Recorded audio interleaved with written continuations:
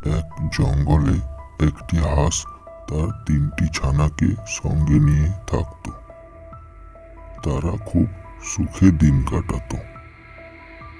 জঙ্গলে নদীর ধারে তারা সাঁতার কাটতো আর মজা করত।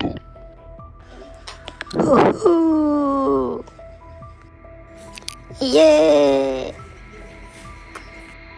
কি মজা!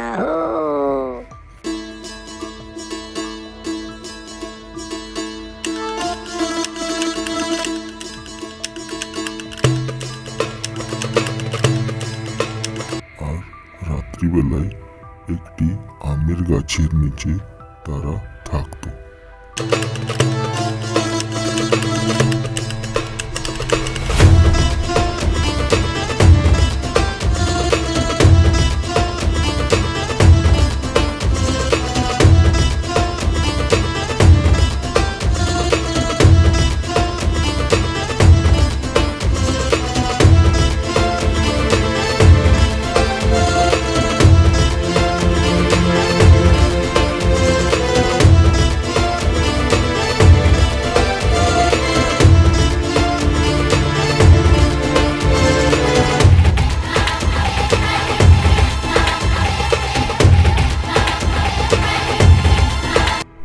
একদিন একটা আম মা হাঁসটির উপর পড়ে গিয়ে হাঁসটি মারা যায়।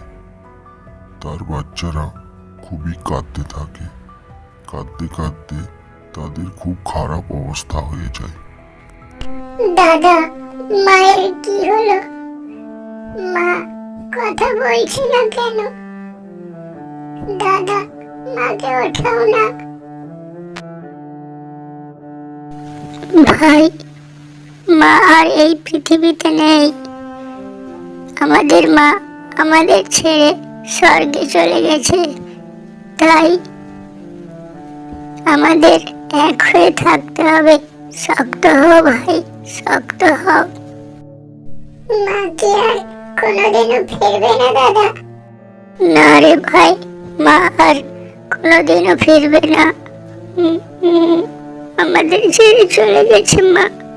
ভাই চল, মায়ের শেষকৃত্য করতে হবে।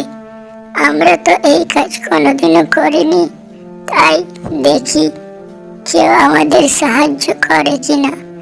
চলো, কারো কাছে আমরা সাহায্য চাইতে যাই। চলো।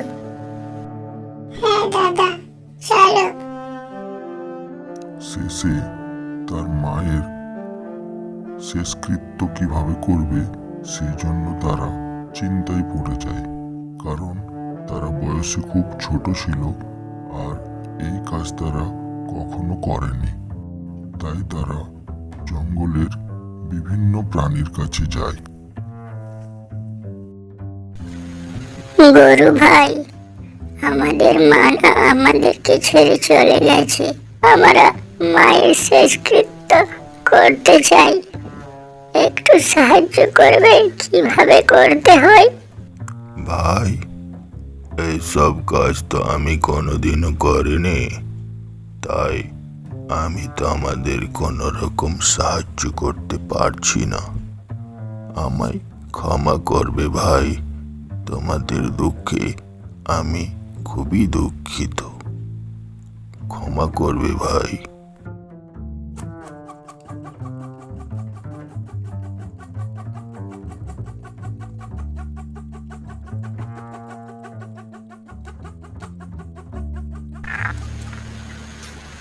হরিণ ভাই, আমাদের মা আমাদেরকে ছেড়ে চলে গেছে। আমরা মায়ের শেষকৃত্য করতে চাই। একটু সাহায্য করবে কিভাবে করতে হয়? ভাই, এইসব কাজ তো আমি কোনোদিনও করিনি, তাই আমি তোমাদের কোনো রকম সাহায্য করতে পারছি না। আমায় ক্ষমা করো ভাই। ঠিক আছে দাদা, ঠিক আছে।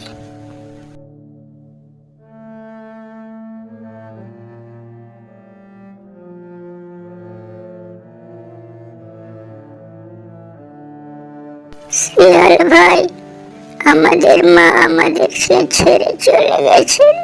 আমরা মায়ের শেষকৃত্য তো করতে চাই, একটু সাহায্য করবেন? কিভাবে করতে হয় এদের একটু সাহায্য করবেন? হ্যাঁ, কেন সাহায্য করব না? চলো, তোমাদের মায়ের অন্ত্যেষ্টির সমস্ত কাজ আমি করে দেব।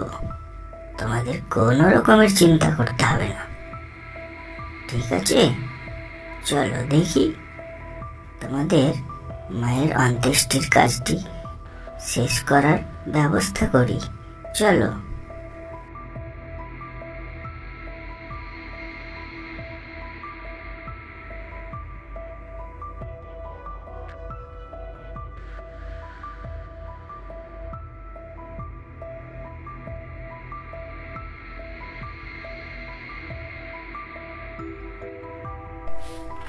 তোমরা এখানেই থাকো, আমি না তোমাদের মায়ের অন্ত্যেষ্টির কাজটি শেষ করে আসছি, ঠিক আছে?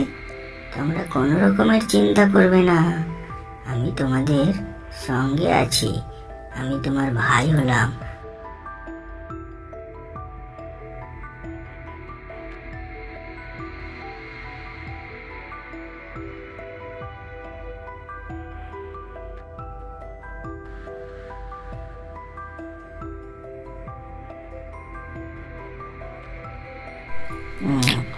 যাক বাবা, অনেকদিন পরে একটা ভালো খাবার খাওয়া গেল।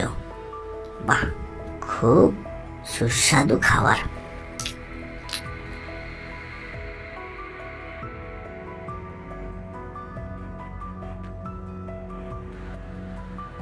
হ্যাঁ ভাই, তোমাদের মায়ের অন্ত্যেষ্টির সমস্ত কাজ করে দিয়েছি, ঠিক আছে? তোমরা এখন নিশ্চিন্তে থাকো। হ্যাঁ, তোমাদের দুঃখে আমি খুব দুঃখিত। কোন রকমের সাহায্য করতে পারলে খুবই নিজেকে ভাগ্যবান বলে ভাববো। বলো, তোমাদের কি রকমের সাহায্য করব? আরে তোমরা থাকবে কোথায়? চলো আমার সঙ্গে, চলো আমার ঘরে গিয়ে থাকবে। হ্যাঁ,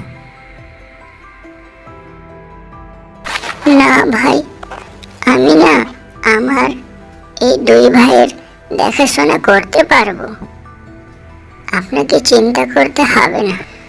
আমরা আমার মায়ের সঙ্গে এমনি দুঃখিত, তা বলে আমরা ভেঙে পড়িনি।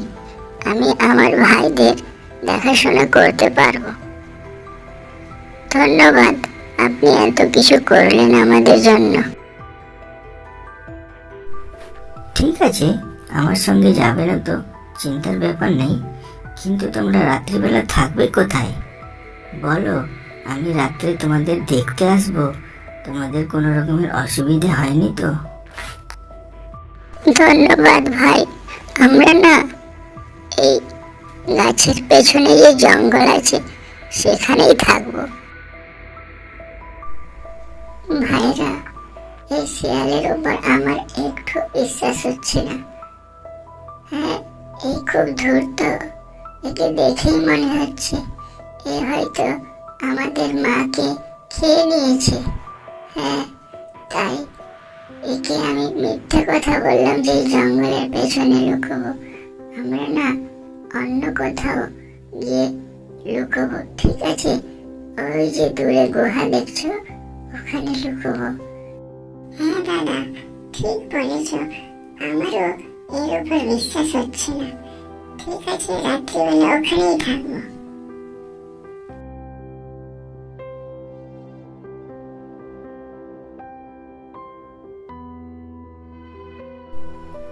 এই বেটা, হাঁসের বাচ্চারা কোথায় গেল? এত রাত্রে এদের দেখতে পাচ্ছি না, না অন্য কেউ খেয়ে গেল? চলো, অনেক রাত তো হয়ে গেল, সকালে এসে খোঁজ নেব। চলো দেখি। আরে তোমরা এখানে আছো? রাত্রিবেলা আমি তোমাদের দেখতে এসেছিলাম, ছিলে না ওখানে? না ভাই, আমরা না ভয় পেয়ে গেছিলাম যে অন্য কোনো পশু আমাদের এসে খেয়ে যাবে, তাই আমরা গুহায় লুকিয়েছিলাম। হ্যাঁ, তা ঠিক আছে, ভালো করেছিলে। আজকে আজকেও না তোমরা গুহাতেই গিয়ে থাকবে, না হলে কিন্তু সত্যি ভেবেছ অন্য পশু এসে তোমাদের খেয়ে যাবে। ঠিক আছে, রাত্রিবেলা আবার আসবো।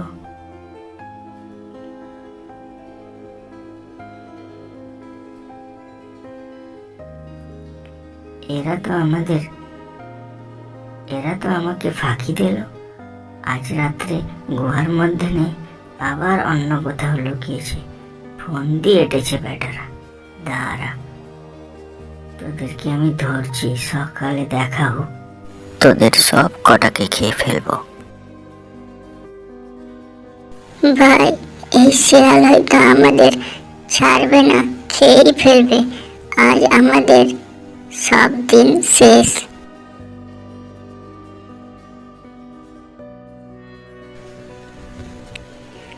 ও শিয়াল ভাই, ওখানে না চোরাবালি আছে, ওখানে যেও না। ওখানে গেলে তুমি শেষ হয়ে যাবে। দূর বোকা পাগল সব, তোদের আজকে খেয়ে শেষ করে দেব। হাঁসের বাচ্চাগুলো লাফ দিয়ে নদীর জলে নেমে গেল, আর শিয়ালটা আস্তে আস্তে চোরাবালিতে ঢুকে মারা গেল। এইভাবে হাঁসের বাচ্চাগুলো শিয়ালের হাত থেকে ছাড়া পেল।